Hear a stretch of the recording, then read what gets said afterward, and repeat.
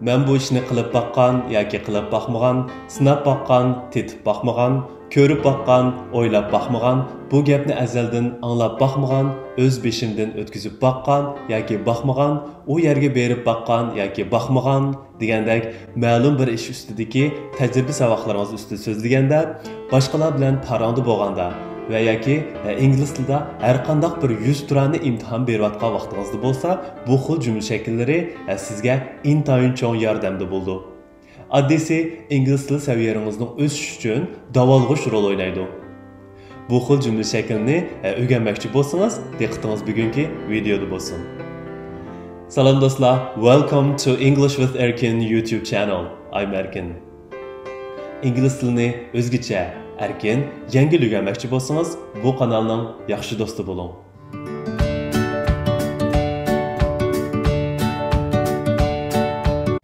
Oldingi videolarimizning birida deganimizdek, bir jumladagi eng muhim element shu jumlada ishlatiladigan fe'l bo'ldi.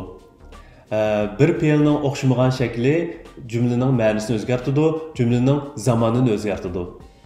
Bugungi bu baqqan, baqmagan degan jumlalarni tuzashda bizning kerak qilganimiz sifatdosh fe'l. Shunga agar fe'llarga munosabatli videoni texi ko'rmagan bo'lsangiz, ingliz tilida jumla tuzash qoidasi degan videoni ham ko'rmagan bo'lsangiz, bugungi darsni yaxshi o'zlashtirish, yaxshi tushunish uchun oldi bilan shu videolarni cho'qim bir ko'rib o'tishingizni tavsiya qilaman.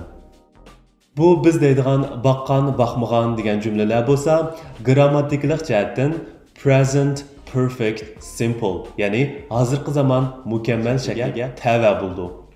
Undaqda bu present perfect simple shakldagi jumlalarni qanday tuzaymiz?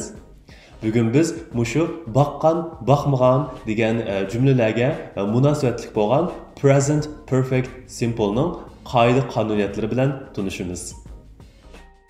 Jumlamizning egisi men, siz, sizlar, ular, biz. Bulishliq bo'lsa have, bulishsiz bo'lsa haven't. Undan keyiniga sifatdosh fe'lni qo'shamiz. Ya'ni I, you, we, they plus bu yerdagi deganimiz have ning qisqartirilgan shakli yoki haven't plus past participle. Masalan, men buni o'rganib baqqan. I've learned this. I've learned this. Buni o'rganib baqmagan, ya'ni bulishsiz shakli. I haven't learned this. I haven't learned this. Cümlemizning egisi 3-shaxs birlik, ya'ni u bo'lsa, bulishliq shakliga has, bulishsiz shakliga hasn't, andan keyiniga sifatdosh fe'lni qo'yamiz. Ya'ni he, she, it plus bu yerdagi pesh qo'shilgan deganimiz has ning qisqartirilgan shakli yoki hasn't plus past participle. Masalan, u qiz Londonda yashab baqqan yoki Londonda yashagan. She's lived in London. She's lived in London. Bulishsiz shakli she hasn't lived in London. She hasn't lived in London.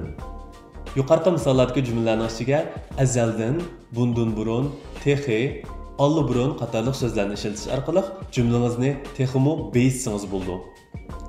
We can use these words with present perfect simple. Never, ever, before, yet, already. Masalan, I've learned this. I've already learned this before. I haven't learned this. I haven't learned this before. Or I've never learned this before. Yuqorqi bayon jumlalarni savol jumlaga aylantirmoqchi bo'lsangiz, ya'ni baqqanmi, baqmaganmi deb savol jumla tuzmoqchi bo'lsangiz, faqat have yoki has degan bu yordamchi fe'l bilan jumlaning egisining o'rnini almashtirsangiz bo'ldi. Masalan, I've learned this before. Have I learned this before? She's lived in London. Has she lived in London? Demak, bu xil baqqan, baxmagan shakldagi jumlalarning formulasini oddiy qilib aytsak, have or has plus past participle. Intayin oddiy. Tushundingizmi? Agar tushungan bo'lsangiz, muborak bo'lsin. Ingliz tilidagi intayin muhim grammatikalik shaklning biri bo'lgan present perfect simple ning cho'ng bir qismini o'zlashtirdingiz degan gap. Ya'ni ingliz tilidagi saviyangizni o'sish uchun cho'ng bir qadam otdingiz degan gap. Bu yerda eskartishga tegishli bir muhim nuqta bor. U bo'lsa-mu berish, ketish degan ma'no ifodlaydigan fe'l go. Ben Parijga berib baqqan, u İstanbulga berib baqmagan, akam Amerikaga ketgan degandek bu xil intayin qo'llanishchan bo'lgan jumlalarning hammasida ishlatiladigan fe'llarning asli shakldagi fe'li bo'lsa go. Go degan bu fe'lning sifatdosh fe'li ikki xil bo'ldi. Ya'ni gone bo'lishi mumkin yoki been bo'lishi mumkin. Ikkinchisi go degan fe'lning sifatdosh fe'l shakli. Ama işletiliş o'rinda xuddi Uyg'ur tiliga o'xshash berib baqqan, berib baqmagan degan ma'no uchun been ishlatildi. Ya'ni ma'lum bir kishi bir yerga berib qaytib kelgan bo'lsa been ishlatildi. Ketgan, ketmagan degan ma'no uchun gone ishlatildi. Ya'ni bir kishi bir yerga ketdi, hozir yana shu yerda texi qaytib kelmadi. Xuddi Uyg'ur tilidagidek ketdi, ketgan ti demoqchi bo'lsak, bu yerda bu chaqda ishlatilganimiz gone bo'ldi. Tövəndə bugünkü videomuzun başlanışında mən degan cümlələrni bugun öyrəngan formlarımız bo'yicha qilib ichiga silib shu jumlalarni tarjima qilib baqaylik. Men bu ishni qilib baqqan, qilib baqmagan. I've done this. I haven't done this. Or I've never done this. Men bu ishni ömrümdə qilib baqmagan. I've never done this in my life. Ular buni sinab baqqan yoki sinab baqmagan. They've tried this. They've never tried this. U sushini azaldan tetib baqmagan. He has never tried sushi. Biz bu filmni burun bir ko'rib baqqan yoki ko'rgan. We've seen this film before. Men azaldan o to'g'risida o'ylab baqmagan.